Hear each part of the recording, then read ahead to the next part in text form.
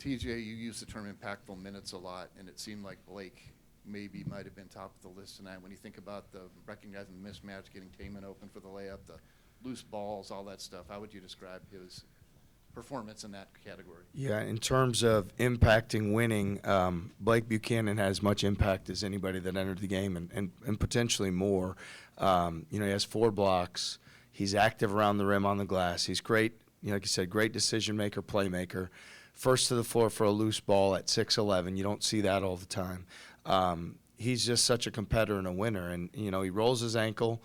He can't get back in the game fast enough. There's no, mentally I think he's in such a great place, and he's such a competitor that I think the things that you put in your mind, your body will follow. And Blake's a great example of that, and made so many impactful plays for our team to come out with the win.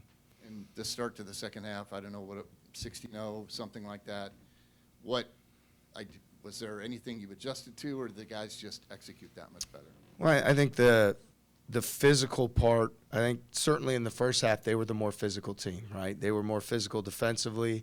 They were more physical offensively. And I think certainly challenging our guys at halftime, knowing that was going to be a big part of it. Our ball pressure, generating turnovers, scoring off our turnovers. I felt like even in the first half, sometimes on a turnover, we walked it up. We didn't have the same pace or the same relentless force to get in the paint and to the rim. And so I think, that run after half, 14-0, 22-3, ends up being the difference in the game for us. And, we've been in spots before at halftime where the game was tight, not where we were down like that. We talked about at half, like that was more adversity than we have had at halftime in any game this year, both by, they had the game going from a style standpoint, how they wanted it, and then the other part of it is, us being down and having to fight back out of it. So, but we've had the experiences with St. John's. We came out quick. Syracuse second half. We had a great second half on the road on Saturday. So we talked to our guys about, in the second half, we've had these impacts. We need to have it right now. And they really stepped up with the pressure and the physicality to get to the basket and get to the rim and the foul line. Nate Heisey today had that lay-in on a hustle play late. Is that what makes him, a guy you want on the floor at the end of these games? Yeah, Nate does a lot of things as well to make your team win.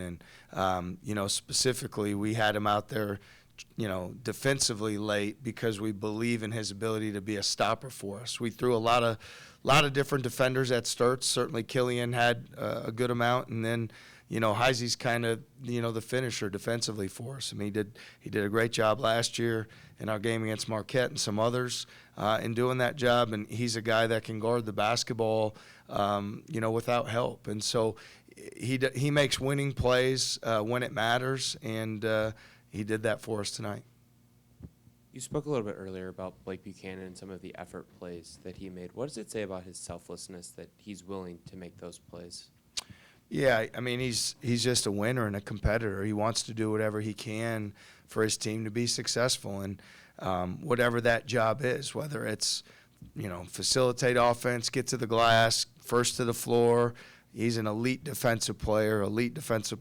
He covers up so many things in the block. So it speaks volumes about his family, his character, his upbringing, the coaches he's played for prior to being here.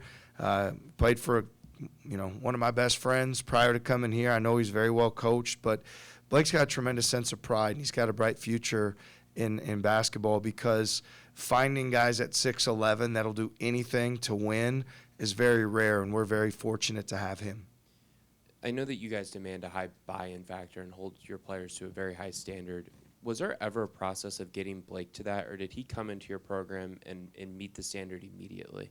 Yeah, he met the standard immediately from a toughness, competitiveness, from a mindset. And I think we've worked with him to continue to build his mindset offensively into the player that he is and can continue to develop into, because we value him. We place tremendous value on the things that he does, and we're going to continue to build his confidence because we see something special in him. We've seen him finish around the rim, floaters, dunks, playmaking, jump hooks. Like, he's got so much to his game. So I think he brought all the intangible things to the table from day one, and we're going to continue to elevate him offensively because he's got a lot of game.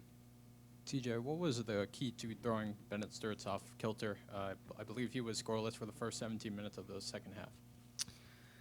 You know, I think it's just you've got to have an awareness to him at all times, because when he gives up the basketball, you know, he's coming back off a screening action, and when he passes it, he's coming right back. We call a get action for like a, you know, come right back for a handoff or a pitch back. So you can never rest. And, you know, it's just important that everybody knows, as much as the person defending him is so important, it's everybody else with your team defense having a great awareness as well. And he plays with a tremendous pace offensively. He's a guy that's an elite decision maker over and over again. And for us to have that type of defensive intent, we knew we needed to, because we respect so much what he's able to do. So, you know, just our guys were really locked into doing that job. TJ, you're in the back. There was a lot of emotion shown in one of those timeouts early on in the first half. How proud are you of your team to show that toughness and respond the way they did after that timeout? Yeah, no, it's important that we have that response and we have that pride. And like I said, everything's not going to be perfect. You know, we put ourselves in a position as we move forward. Obviously, this is a rivalry game, and we have a lot of respect for our opponent. And we knew they were going to come in here and give us a great shot. And we have to expect that from teams now. When you've done the things that we've done to this point, everybody circles the game on the schedule. So we've always got to respond coming out of those timeouts. And even better, we've got to stay consistent so we don't put ourselves in position where the other team is playing a more physical style than we are for a part of the game. And Joshua as well responded really well, 24 game high for him. How awesome is it to see him shine in a moment like this, a game that means so much to a lot of people? Yeah, no, it's a credit to his work. I mean, he's done such a great job in the off season in terms of working on his body and continuing to hone his craft. And he's really just such a tough matchup at his size, with his skill level, his intelligence, his feel, his ability to get all the way to the goal. He's shooting it with confidence. So, you know, it speaks to all the work he does every single day. For it to show up, especially when we needed it down the stretch, the big plays and big free throws and things that he brings to our team all the time. To stay with Jay, Jeff, I guess, how would you describe the level that he's producing at, you know, through however many games? Yeah, it's consistent from a standpoint that you also know the other team is making a lot of choices and decisions to try to keep him off balance, whether it's help defenders in the paint, rotation defender at the rim, whether it's trying to be overly physical with him at times to try to disrupt his natural rhythm, and the consistency he has of putting pressure on the defense. And the great thing for our team is that when he does that and they make certain decisions, he's such a willing passer, and he's totally good with having a 10-assist game or continuing to move the ball for his teammates. So it's a great step for him, and he's continued to demonstrate a level of consistency game in and game out. That's, again, it's a credit to his mental toughness and his work. 35 minutes for him tonight. He played some minutes at the 5. He played some minutes, you know, as a facilitator for your offense. How much are you asking of him, and how is he delivering? Yeah, no, we're asking a lot, but we're not asking anything he's not capable of. He's capable of being an elite rebounder. He's capable of being a facilitator, playmaker, decision maker, a scorer.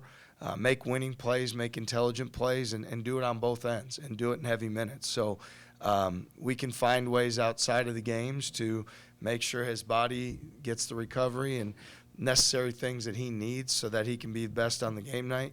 But in most cases, it's not compromising the minutes on the night of the game, because he does so many impactful winning things. You and your staff do as good a job as anyone in game planning for opponents. And what you saw in Iowa coming in, what was maybe different, or, I mean, what did they throw you, maybe some wrinkles that you weren't expecting? Well, I think first it's you know, disrupting our offense. You know, we've come off some pretty good offensive games recently, and I don't want to say that, you know, it's not that it's been easy. We've just been able to get what we've wanted and get great shots and get great possessions. We knew with their defensive scheme that they were really going to try to load up the paint and make it really hard for us to not only get into the paint, but then score once we get in there. And they did a great job of that in the first half. And our counter and our way to offset that is to try to get more transition possessions, try to get more off turnovers, try to get more off pace. So, I mean, credit to them and their discipline for continuing in the half court defensively to be as disruptive as they were. And I think, again, even in the second half, they adjusted after we had the runs. They made the adjustment to try to space us and drive us more and take us off the bounce. And then we had to do a better job locking in, guarding the dribble. So, they've got a good team, a good program, a way of doing things. That there's a lot of guys you can tell that they trust their coach. They've been with them for a number of years, and that comes out with how they play and the decisions they make on the court. And those are also things, even though it's a new coach and a new team, when you bring, when you got a handful of guys that have been with you and you have that experience with you, that pays off, and you can feel that during the game. Thanks, everyone. Thank you.